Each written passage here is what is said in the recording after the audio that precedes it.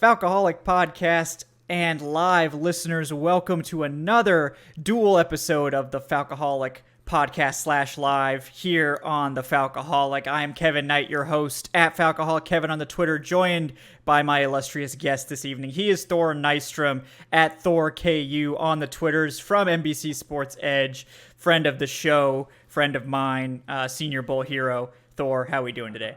I'm doing well, Kevin. How you doing? Doing good. We're going to be getting into the Falcons UDFA class today. I know people keep asking me questions about them, and literally I think there's maybe a handful of people in the entire NFL media landscape that actually know anything about these UDFA players, and one of them is for sure Thor Nystrom, who scouts 500 players every year for his Thor 500 and actually has graded and ranked a good number of these UDFAs. There's always a few that, sneak in there that we've never heard of, but which I'm sure for you is a much bigger deal than it is for me. It's like, oh, wow, I can't believe I haven't heard of this guy. But yeah, we'll get into it, guys. We'll talk about some of the more interesting ones as well as some of the guys that didn't end up getting signed. And maybe we'll just start off with that one, the crown jewel of the Falcons class that wasn't meant to be. Kentucky offensive tackle Thor Rosenthal ended up not actually getting a contract after rookie minicamp. I know you liked him. I certainly liked him, but the fact that he didn't get signed is a little interesting. Let's just start off with Rosenthal. Yeah, it's probably the most stunning one for me that he didn't get a contract. He was one of the more talented guys in the entire class that didn't get drafted, but he had those big time maturity questions, right? Like he goes to LSU as a defensive lineman, they convert him to offensive line. He starts playing right away on really good teams, right? I mean, like starting in 2019 or whatever, start playing right away. Shows a lot of ability, but he had all the disciplinary issues or whatever. Then he ends up going to Kentucky. But this past season, he was the left tackle on a really good offense and a really good offensive line. And a team that, before 2021, it was this extremely run heavy, not a fully fledged offense, I would say, those offensive with like Terry Wilson, Lynn Bowden, it's just the run heavy thing. But this past season, Will Levis, and Wan'Dale Robinson, it was a fully fledged offense that both ran and passed. He was the left tackle and he played really, really good, both as a pass protector and as a run blocker. I thought the kid was going to get drafted, with the only caveat to that being the character concerns. Now, I can evaluate the tape and I can certainly look into the athletic profile and stuff like that. I'm not in with the kid during the interviews and stuff like that. And I can't talk to every single person around him. I can't do a full background check. So as far as the character stuff, you can't go as in depth as the NFL teams. So with that, I don't have the exact same information that the Falcons do. So, with that being said, I don't know what the Falcons know about that, but as far as the talent, it's surprising to me that he didn't at least get the contract. Yeah. I mean, at least for camp, right? And it's also surprising, theoretically, you would think the best he could do would be the rookie minicamp tryout that he got with the Falcons, because if he'd gotten a full contract with any other team, you'd think he would have just taken it. So clearly there's something going on there. Obviously, like Thor said, we are not privy to that sort of information unless someone actually just calls us up and tells us. So, we're not in the meeting rooms. We're not necessarily in with the coaching staffs. And that was always the question with him, because I think he was early day 3 talent. That I expected to go in that range. So dude, at least. I mean, you're talking about a guy who was 6'7", damn near 300 pounds and super duper long. Oh yeah. Bendy, could protect the edge, athletic. And again, a guy at the highest levels of college football who you would see combat some of the best edge rushers in college football. Certainly this past season, again, as the left tackle on a pretty damn good SEC offense. So pretty dang surprising. But again, we're just talking about the on-field stuff, the athletic profile, the projection on the field, the maturity stuff, the locker room fit, stuff like that. That's the stuff that's harder to speak to, because that's the one area of the evaluation that we don't have the full information on. Yeah, I agree. So it's, that's what we do. We grade the film. That's all we can do. We can't grade the off-field stuff. We can put a note in there about it, but that's up to the NFL teams to sort of determine how much risk they're willing to take with that. And that's why we see surprising guys fall and not get drafted like Rosenthal every single year. And it's shocking to us, but for NFL teams that clearly they have some sort of information that changes their eval.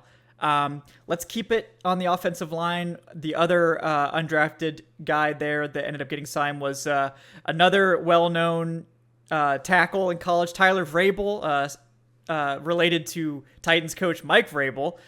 He comes in, joins his former, another disciple of Mike Vrabel, I guess you could say, Arthur Smith in Atlanta. What do you think about that addition? I would say he is sort of the polar opposite, right? Yeah. I mean, yeah. yeah, he's a guy who has athletic limitations, but is a work your ass off, technically savvy, is going to bring the lunch pail, doesn't have any character, concerns whatsoever.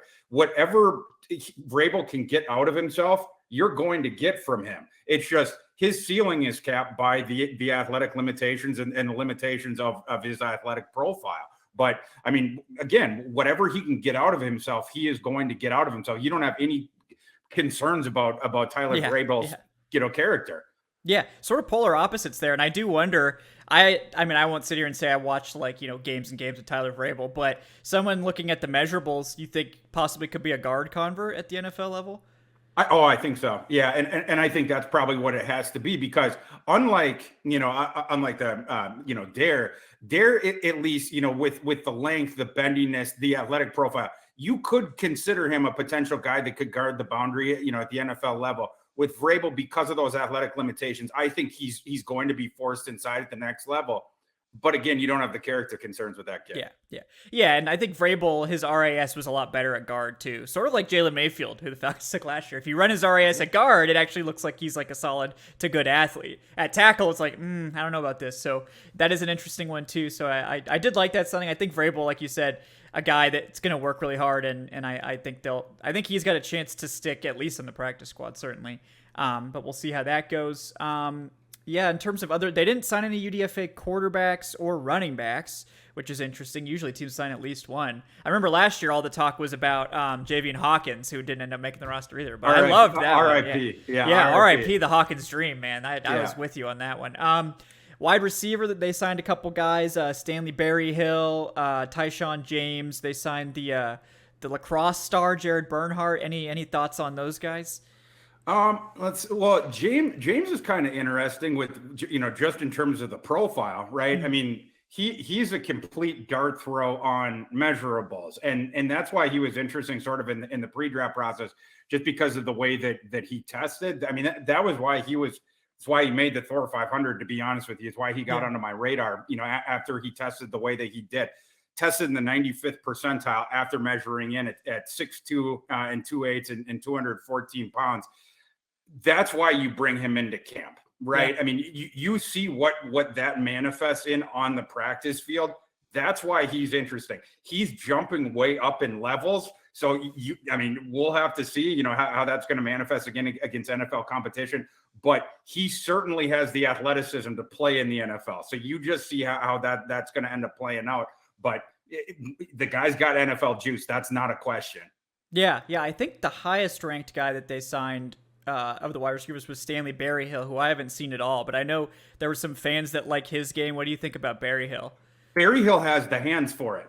He's got good hands. He can run the routes. It's just, with him, he doesn't have quite the athleticism that, for instance, James does. But I like the kid's hands. It's just, does he have the athleticism for it? Yeah.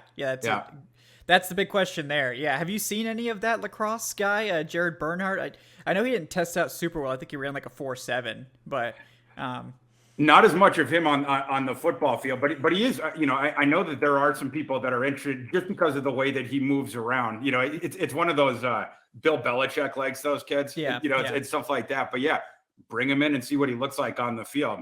Yeah, absolutely. Trying to see, I don't think there was really anyone else on offense that got brought in that ended up catching my eye. So we'll switch over to the defensive side, starting with edge. I know the interesting name there was Kwoni Dang from USC, who I guess has played like every linebacker position. I know some people like his size profile. Any thoughts on him? On Dang, I think his name is, or DNG. I know he didn't play much last year. The kid from from Cal. Yeah, or maybe Yeah, it's Cal. Yeah, maybe it's Cal. yeah, that kid is really interesting. I remember oh, who was it? I think it was I don't want to misquote, but there was I think it was Mark Jarvis on Twitter turned me onto that kid like 2 summers ago. He really liked him. He's not Mark Jarvis. Dang, is super duper long. Like he's sort of like he's like a tarantula on the field because he's so long levered. He's crazy raw though. He's really raw, but he looks like an NFL player, like on the field. It's just you're gonna have to keep building him up. And I don't know if he gets there, in time, but he certainly looks the part. Yeah. I honestly I thought he was gonna come along quicker, especially because he got the extra year because because of the COVID thing. The other thing I'll say is he didn't test as well as I thought he would. He didn't come along as quick as I thought he would, and he didn't test quite as well. He looked more athletic on the field than he tested, and maybe it's Kevin, like the long lever guys that chew up grass quicker when they're running. Long strides. Yeah. Exactly. They sort of appear faster than maybe that whatever. He's one of those guys. He's a weird player where it's like the sum of the parts don't quite add up. And so I don't know if that's always going to be the case or if he's going to be a guy that coalesces really quick. If that never happens, that's fine because y'all didn't give up anything for him. But I in the UDFA ranks, I think it's juice worth the squeeze because the guy certainly has ceiling on the measurables alone, right? I mean, a guy who's 6'5.5", 244, and he has flashed in the past on the field, right? So teach the kid, and we'll see. And I do, he only tested slightly below the 50th percentile, right. But I do think there's more like dormant athleticism, and maybe that's just my, because I've seen him on the field, like where it's flashed a little bit more than that. So maybe it's just I don't know, maybe that's just my bias or whatever, where I'm just sort of like extrapolating from the a few plays, but I do think there's a little bit more there. Yeah, I agree. Let's see. I know they signed a lot of defensive tackles, like interior guys. I think Derek Tangelo was the one you had ranked highest from Penn State, and he's someone that I actually thought flashed a little bit in college too. What do you think about that addition? He's got some gap shooting to him. He a smaller three technique kind of a fella, but he does have some gap shooting potential.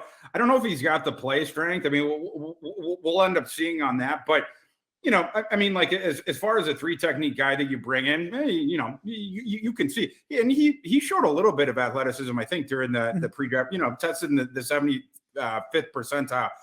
296, a little bit less than 6'2" or whatever. I ranked him 361 overall, but yeah, I mean, he showed a little bit, and then he played in the Big Ten or whatever. So yeah. Penn State, they produce NFL players regularly. So yeah, and that's what his game is, right? Like it's just trying to shoot the gap. So he showed a little bit in college. I'm certainly fine with that, bringing him in, and he might show you enough to grab one of those active roster spots.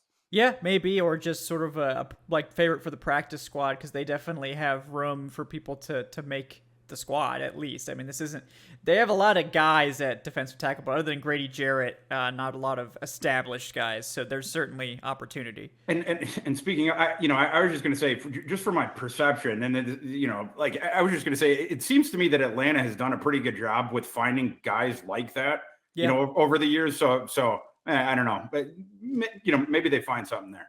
Yeah. I mean, like last year they signed, I think, Anthony Rush off the street. And now he's going to be their starting nose. So it's like, they do a pretty good job at getting these end of roster type of guys. They just need to do a better job at getting the starter, really good starters next to Grady Jarrett. They've been trying to do that ever since Grady Jarrett's gotten drafted, and so far it hasn't worked out super well. But we'll see.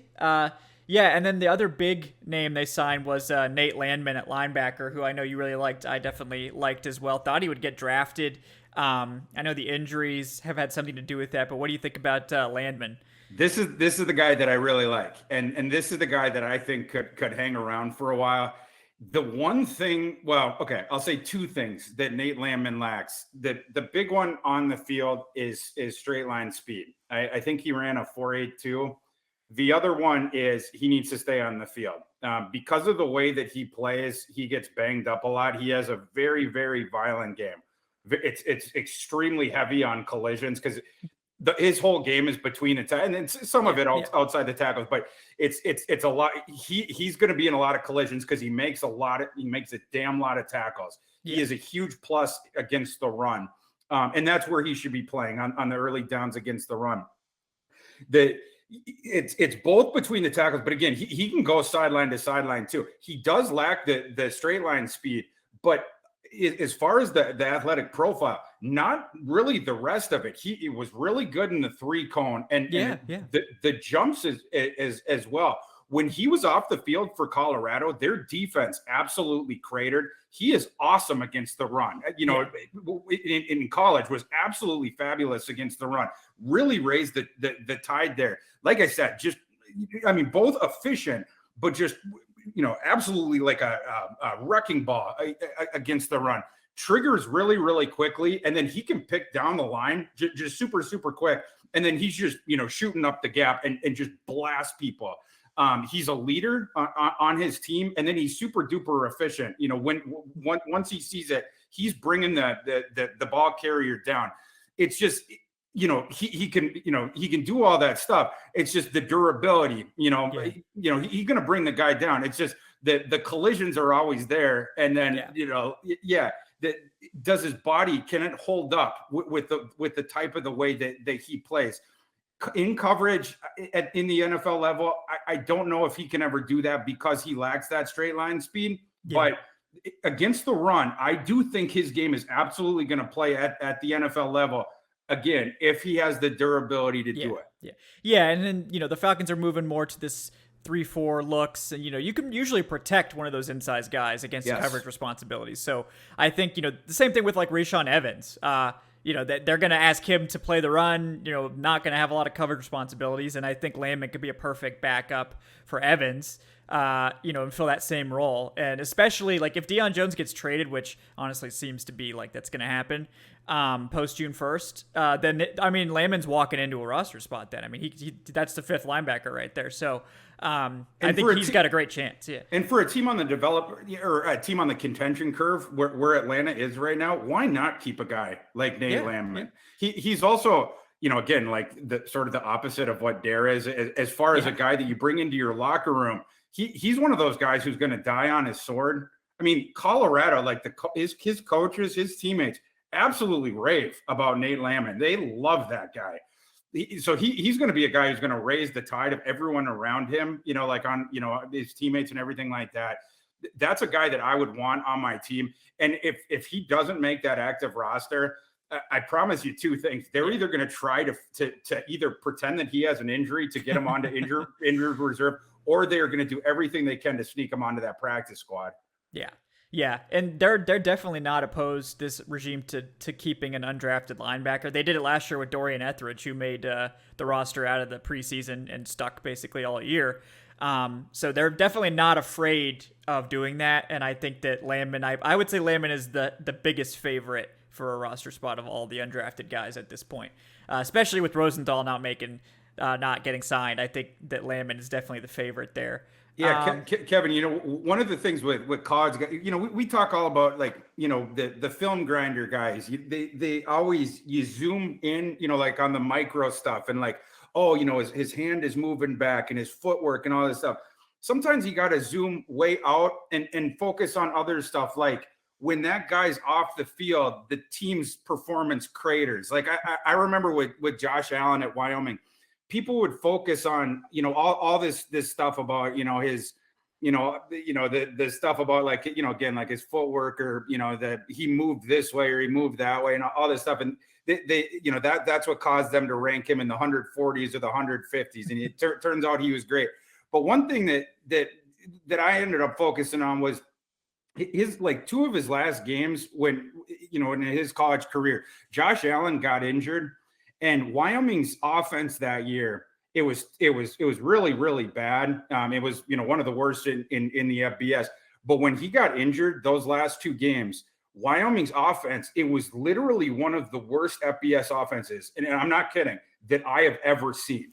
Like it was sub FCS, like when their backup quarterback came in. So Josh Allen's presence alone raised it from like, being like the 280th best offense in college historically football. Bad. Yeah. Yes. Like up to the 120th. And so, I mean, that's an enormous difference. Nate Landman, it was sort of the same with Colorado, where it was like from like the 250th to the, 110th or something. That's something, man. Like when one player can change a unit's performance that much, and that's what it was. Go back to, for instance, the 2020, that COVID year, that Colorado team was it way overperformed expectation. This past season wasn't quite as good, but the first year of Carl Dorella, Colorado, it way overperformed expectation. But once Nate Landman got injured, the reason it was overperforming was because the defense was playing way better. But once Nate Landman got injured, the defense just absolutely cratered, and the whole team went to shit. Yeah. And that was why the whole defense cratered without him. That guy is a player. Yeah. I would not be shocked at all if he makes it. I think he's maybe, other than the punter they signed, Seth Vernon, the undrafted punter, because they really have like no established punter whatsoever. That's the favorite, I would say, in terms of making the roster. Seth especially Vernon. Yes, that dude. I like Seth Vernon. That dude's fun, but I think Landman is the favorite, definitely there. Couple more guys you had ranked that we'll touch on real quick.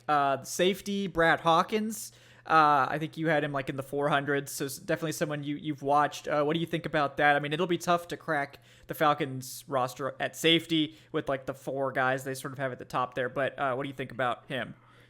He's another one who has never been the sum of his part. I always wanted Brad Hawkins to breakout, I guess, and he just never quite did. Like every year it was like, oh, this is the Brad Hawkins breakout year, and he just never quite did.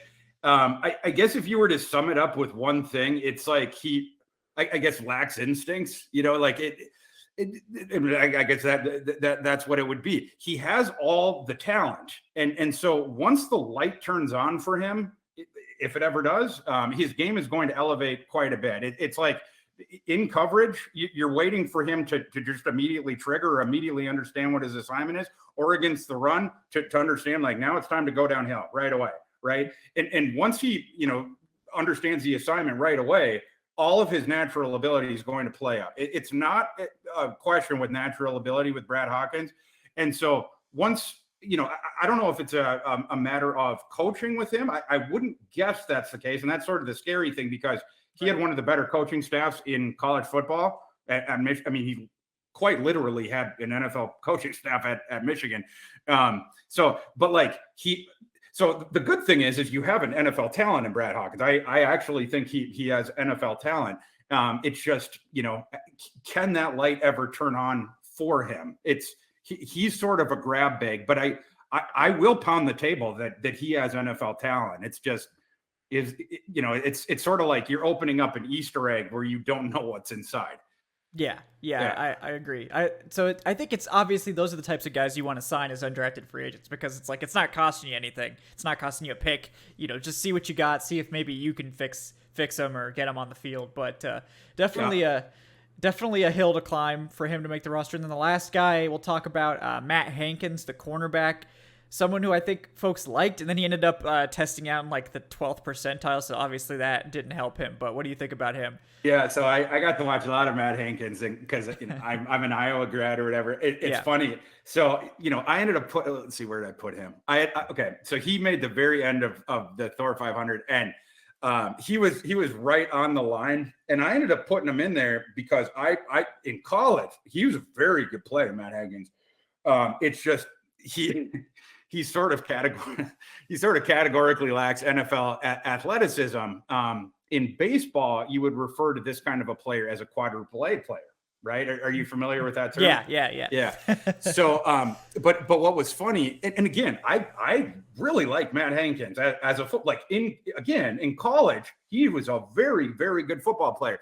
But what was funny is I got several DMs from, because a lot of Iowa Hawkeye, like a disproportionate amount of Iowa Hawkeye fans follow me in comparison to, other fan bases, just because I went to Iowa or whatever.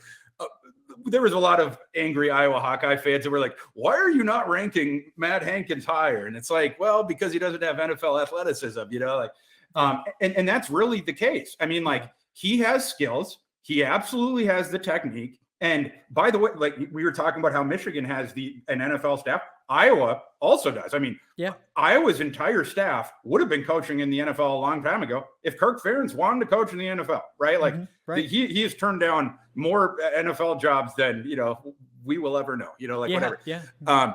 But so like Matt, and that's the only impediment to Matt Hankins. He even has, the frame for it, right? He's a little bit skinny, but he's 6 feet tall or whatever, little over 6 feet, and then he 181, but tested in the 12th percentile. So I mean, that's it. But he can do anything you want on the field, right? Like, again, technique wise, footwork wise, I mean, he's got ball skill. I mean, everything that you want. It's just the athleticism isn't there. So there are a few cornerbacks, and I'm talking a minute few, that can get by with the athletic profile that he has in the NFL. And I'm talking a minute few. Can he be one of the few? It's possible. It is possible. If he can, that he can make, and that's why I put him there, right? Because I do believe in him but he's a quadruple A player. But a few of those quadruple A cornerbacks do make it. I do like Matt Hankins as a player, but those are the odds that he is facing to make the NFL. Yeah. It reminds me of Tease Tabor, who the Falcons also signed as like a veteran, a guy that has below average athleticism. It's not quite 12th percentile. I think it's like 40th percentile, but like everything, and Tease certainly hasn't been like a great NFL player, but he's certainly been someone who's stuck around for 4 or 5 seasons now. So, I think that's probably Matt Hankins' like ceiling as like a reserve guy that can play special teams and that sort of thing. But, I'm pulling for him. I'm pulling for all these guys. I am too, dude. I mean, people like he's a good ass player, but I mean, he ran a 4.73, so that's tough. That's really tough. It's really tough to make it with that. Just the NFL. Eventually you're going to have to cover a Tyreek Hill. If you're on the active roster, one day you're going to line up with a guy who runs in the 4.3s, and if you run a 4.7, man, it's going to be 10 yards before you're like 5 yards behind. So, it'll be rough, but maybe you just had a bad day. Maybe you just had a bad day at the testing. Maybe you could shave a tenth off of that at some point. But Thor, I don't know if there's anyone else we missed. I think that was all the big names. So unless there's anyone else you want to talk about, go ahead and wrap this up, guys. He is Thor Nystrom at ThorKU on the Twitters, at NBC Sports EDGE. Thor, anything else you're working on these days you want to let the people know about? I did at NBC Sports EDGE. I put out my NFC. Let's see, what do we call it? NFC Hall grades, and I'm doing AFC Hall grades today, where I combine what each team got in the draft and in UDFA, so you can see the total talent that each team got, and then I divide it by the draft equity that each team spent to try to give an idea of the ROI that each team got in the draft. So kind of a fun exercise that I do every year. And then you guys can find my work on Twitter at ThorKU. All right, perfect. Well, Thor, thank you so much for coming on, guys. I'm Kevin Knight at Falcoholic Kevin. Like I said, guys, follow the show at Falcoholic Live, at Falcoholic Pod on the Twitter. You can check out the live show on YouTube at the Falcoholics YouTube channel. And if you're listening to the podcast, you can hit that on all your favorite podcast platforms, like, subscribe, all that good stuff. Again, guys, thanks so much for tuning in. We will be back again on Wednesday night at 8 p.m. Eastern for the next live show. We'll see you then, guys. Have a good one. Thanks.